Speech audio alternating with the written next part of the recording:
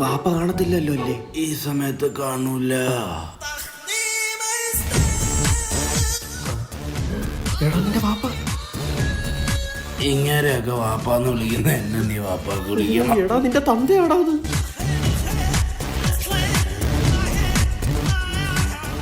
എവിടായിരുന്നു?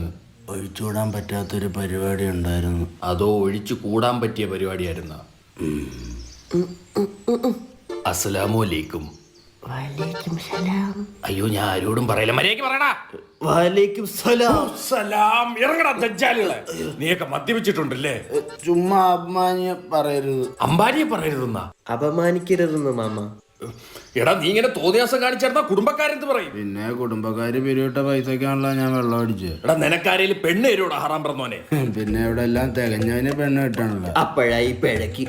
എന്റെ പൊന്നു അപ്പ മരച്ചീനി വളർന്ന് പിടിച്ച് കെട്ടിച്ചോണ്ട് നിങ്ങൾക്ക് പെണ്ണ് കിട്ടി. കൂടുതൽ കാണിക്കല്ല. എന്താണ്ടാ നായ പറഞ്ഞേ? സത്യം.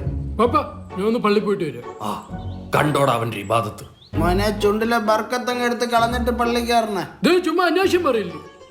മക്കള് പോ. 10 പേരൊക്കെ പള്ളിയിൽ പോയി വാരി പള്ളിയിലെ മുക്കറിയ. എന്റെ ആകെയുള്ള പ്രതീക്ഷയാടാ അത്. പഴയം പ്രതീക്ഷിച്ചിരി. എന്ത്? അല്ല എന്റെ വീട്ടിൽ വലിയ പ്രതീക്ഷയില്ലേ? എന്റെ കൺവട്ടത്തുനിന്ന് അപ്രതീക്ഷ പോ.